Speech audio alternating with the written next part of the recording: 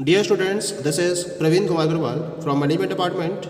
Welcomes you in my today's lecture of Business Organization. In today's lecture, we will discuss upon the topic classification and types of companies. यानी कि आज के lecture में हम companies के different classifications और इनके टाइप्स को डिस्कस करेंगे। यहाँ मैंने कंपनीज को 7 कैटेगरीज में क्लासिफाई किया है और इसके अंडर में इसके डिफरेंट टाइप्स को फोकस किया है। The very first categorization is on the basis of mode of formation. Mode of formation के बेसिस पर यहाँ कंपनीज को मैंने 2 टाइप्स में डिवाइड किया है। The first one is the unincorporated companies and second one is known as the incorporated companies. Incorporated companies में भी यहाँ इसके 3 पार्ट्स हैं। The first one is the royal charter companies, second is known as the statutory companies and third one is known as the companies under the Companies Act. So let us discuss this very first one, that is on the basis of mode of formation. तो यहाँ mode of formation के basis पर पहली जो type है company की that is known as the unincorporated companies. क्या मतलब होता है अनइनकॉर्पोरेटेड कंपनीज का? जैसा कि हमने कंपनी एक्ट में कंपनी के रेफरेंस में डेफिनेशन स्टडी करी है कि जो भी कंपनी होती है that is registered under the company act. तो any of the company which is registered under the company act 2013 और any other previous company act is known as the company. तो जो कंपनी एक्ट 2013 में registered होती है या previous company act में registered होती है वो आपकी कंपनी कहलाती है कंपनी एक्ट की डेफिनेशन के अकॉर्डिंग। जो कंपनी एक्ट 2013 में रजिस्टर्ड नहीं होती है ऐसी कंपनी को हम अनइनकॉर्पोरेटेड कंपनीज की कैटेगरी में रखते हैं। Point is clear? जैसे कोई भी पार्टनरशिप फर्म है या कोई भी लिमिटेड लायबिलिटी पार्टनरशिप फर्म है, कोऑपरेटिव सोसाइटी है, एनी ऑफ द सोसाइटी है या कोई भी अदर बिजनेस एंटिटी है जो कंपनी एक्ट या फिर any other previous company law में रजिस्टर्ड नहीं है, ऐसी कंपनी को हम अनइनकॉर्पोरेटेड कंपनीज या अनरजिस्टर्ड कंपनीज के नाम से जानते हैं। ठीक। सेकंड इसमें कैटेगरी होती है इनकॉर्पोरेटेड कंपनीज की। इनकॉर्पोरेटेड कंपनीज क्या होती हैं? This is a company formed by और रजिस्टर्ड अंडर एनी स्टैट्यूट और लॉ। जब कोई भी कंपनी किसी पर्टिकुलर लॉ या स्टैट्यूट के बेसिस पर या उसके अंडर में रजिस्टर्ड होती है या उसके बेसिस पर फॉर्म की जाती है तो हम ऐसी कंपनी को इनकॉर्पोरेटेड कंपनी की कैटेगरी में रखते हैं। इसको 3 टाइप्स में डिवाइड किया गया है। The first one is known as the royal charter companies, second one is statutory companies और थर्ड है इसके अंदर companies under the companies act. तो पहले हम बात करते हैं about the royal charter companies की। क्या होती है ये royal charter companies? A company which is incorporated under a loyal charter and it is granted by the monarch is called the royal charter company। यानी कि जिस कंपनी को royal charter के अंडर में इनकॉर्पोरेट किया जाए और जो उसकी ग्रांट है वो उसके मोनार्क यानी कि उसके राजा किंग और क्वीन वाला जो कॉन्सेप्ट चलता था पहले, तो मोनार्क का मतलब जो उस पर राज कर रहा है जिसका शासन है, अगर उसकी परमिशन से रॉयल चार्टर के अंडर में कोई कंपनी इनकॉर्पोरेट की जाती है तो उसे हम रॉयल चार्टर कंपनी का नाम देते हैं। जैसे आपको ध्यान होगा इंडिया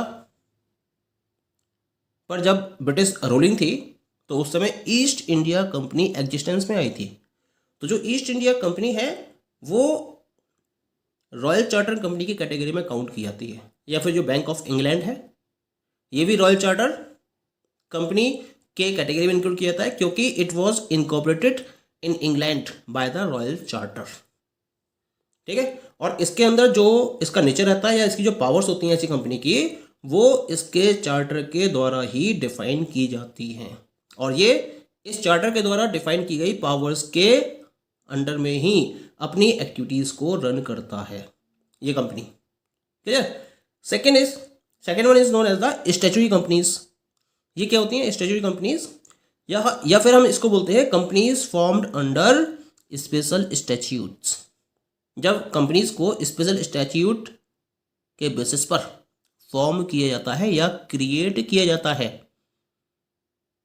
तो हम इसको स्टैट्यूटरी कंपनीज कहते हैं। एक्चुअली होता क्या है कि किसी भी कंट्री के पार्लियामेंट या स्टेट लेजिस्लेचर के बेसिस पर जब एक स्पेशल स्टैट्यूट पास किया जाता है और उसके बेसिस पर किसी कंपनी को फॉर्म किया जाता है तो उसे हम स्टैट्यूटरी कंपनी का नाम देते हैं। जैसे कोई भी रेगुलेटिंग बॉडी जब डेवलप की जाती है या फॉर्मुलेट की जाती है वो स्टैट्यूटरी कंपनी की कैटेगरी में इंक्लूड की जाती है। जैसे रिजर्व बैंक ऑफ इंडिया है, इंश्योरेंस रेगुलेटरी डेवलपमेंट अथॉरिटी है IRDA, Life Insurance Corporation of India LIC है, या State Road Transport Corporation SRTC है। These are the examples of statutory companies. Clear? ये जो कंपनीज फॉर्म की जाती है ये पब्लिक यूटिलिटीज के पॉइंट ऑफ व्यू से या पब्लिक सेक्टर एंटरप्राइज के बिजनेस को कैरी ऑन करने के पॉइंट ऑफ व्यू से फॉर्म की जाती हैं। और जो इनकी पावर्स होती हैं वो जनरली उन पर्टिकुलर स्टैट्यूट के बेसिस पर डिफाइन की जाती हैं जिनके बेसिस पर इनको क्रिएट किया जाता है। Okay, and the last one is the companies under the companies act.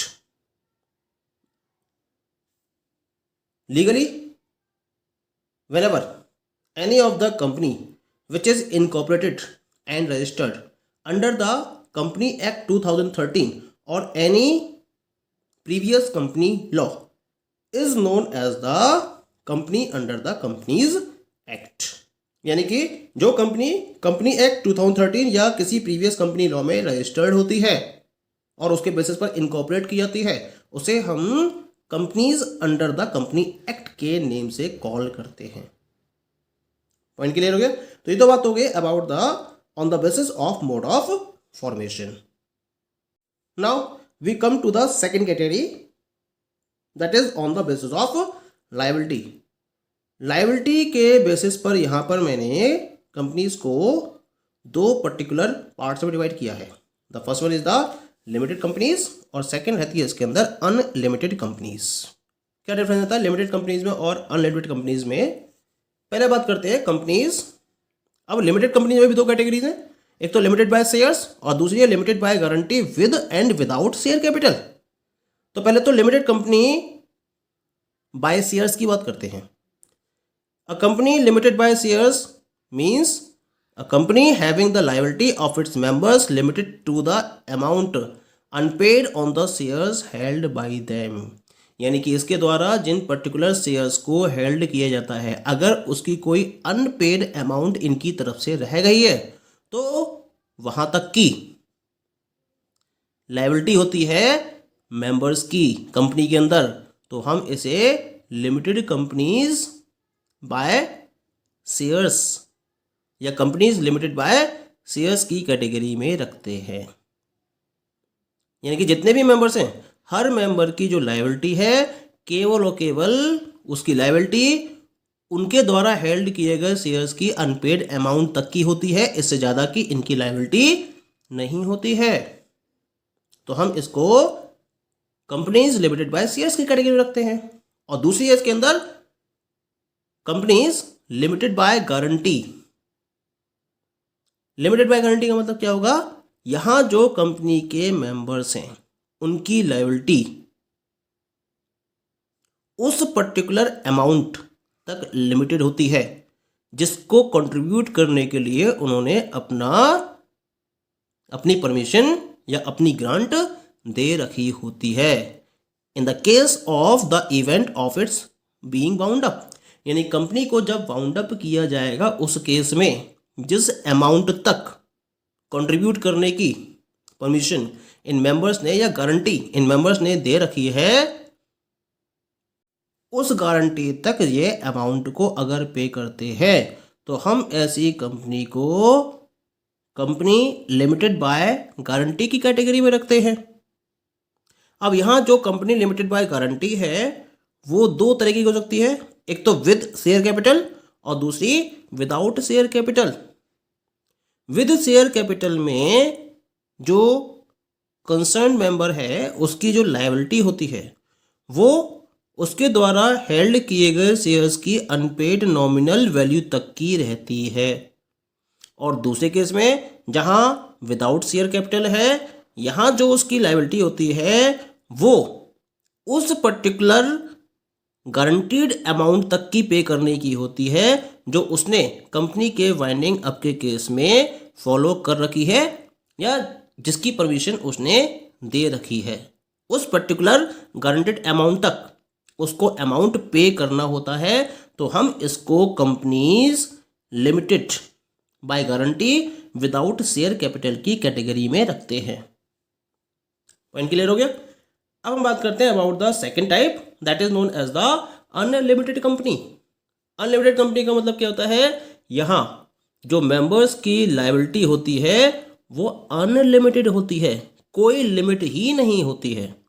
When we are talking about the liability of the members of the company, तो इस टाइप की कंपनी में मेंबर्स की लायबिलिटी की कोई लिमिट नहीं होती है। इसका मतलब हुआ a company not having any limit on the liability of a member is said to be an unlimited company. इसका मतलब कंपनी के जितने भी डेट्स हैं, कंप्लीट डेट को पे करने की जो लायबिलिटी है वो कंपनी के मेंबर्स की रहती है। कैसे भी उसको पूरा करे, वो चाहे कंपनी के असेट्स को सेल करके पूरा करे या अपनी पर्सनल प्रॉपर्टी को सेल करके पूरा करे, लेकिन कंपनी की जो भी डेट्स होते हैं उनको होल वे में, उनकी होल अमाउंट को पे करने की लायबिलिटी इन पर्टिकुलर मेंबर्स की होती है। तो हम ऐसी कंपनी को अनलिमिटेड कंपनी के कैटेगरी में रखते हैं। क्लियर। अब हम बात करते हैं थर्ड कैटेगराइजेशन की, and this is on the basis of number of members. Number of members के बेसिस पर कंपनीज को तीन टाइप्स में डिवाइड किया है यहां पर। The first one is known as the public companies, second one is known as the private companies, and third one is known as the one person company. Public company का मतलब क्या होता है? पब्लिक कंपनी, यहां हम उस हर एक company को पब्लिक कंपनी की कैटेगरी में रखते हैं जो प्राइवेट कंपनी नहीं होती है और जो उसकी मिनिमम पेड अप कैपिटल है वो प्रिस्क्राइब्ड होती हैं, और उस prescribed minimum paid up capital के साथ में उसे अपने बिजनेस को ट्रांजैक्ट करना होता है, उसको अपने आप को इनकॉर्पोरेट करना होता है। और जो कंपनी प्राइवेट कंपनी नहीं होती है, ये दो कंडीशंस आती हैं, इन दो कंडीशंस को फुलफिल करने वाली कंपनी को हम पब्लिक कंपनी की कैटेगरी में रखते हैं। क्लियर। या हम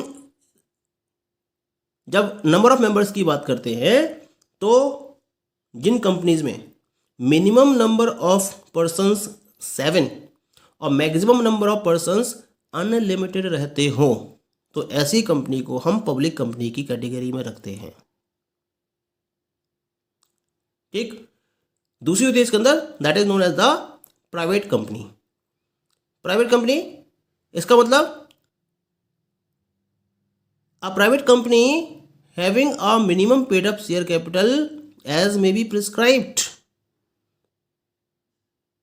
जो उसने प्रिस्क्राइब करी है। जब उस minimum paid up share capital से कंपनी स्टार्ट की जाती है, वो प्राइवेट कैपिटल की या प्राइवेट कंपनी की कैटेगरी में इंक्लूड की जाती है। और इस बेसिस पर प्राइवेट कंपनी में कम से कम 2 मेंबर्स होने चाहिए और मैक्सिमम की लिमिट होती है 200। तो जिस कंपनी में मिनिमम 2 मेंबर्स और मैक्सिमम 200 की कंडीशंस को फॉलो किया जाता हो और जिसकी जो minimum paid up share capital है वो प्रिस्क्राइब्ड हो, तो हम ऐसी कंपनी को प्राइवेट कंपनी का नाम देते हैं। Clear. And the last one is known as the one person company, OPC. ये क्या होती है? कंपनी एक्ट 2013 में इसका प्रोविजन दिया गया है और इसके बेसिस पर 1% कंपनी को इंट्रोड्यूस किया गया। It means a company which has only 1 person as a member, जिसमें मैक्सिमम पर्सन भी 1 होते हैं और मिनिमम पर्सन भी 1 होते हैं। ऐसी कंपनी को हम 1 पर्सन कंपनी का नाम देते हैं। क्लियर। तो ये तो बात होगी on the basis of the number of members. ठीक। Rest of the types of companies we will discuss in the next lecture. Okay, thank you.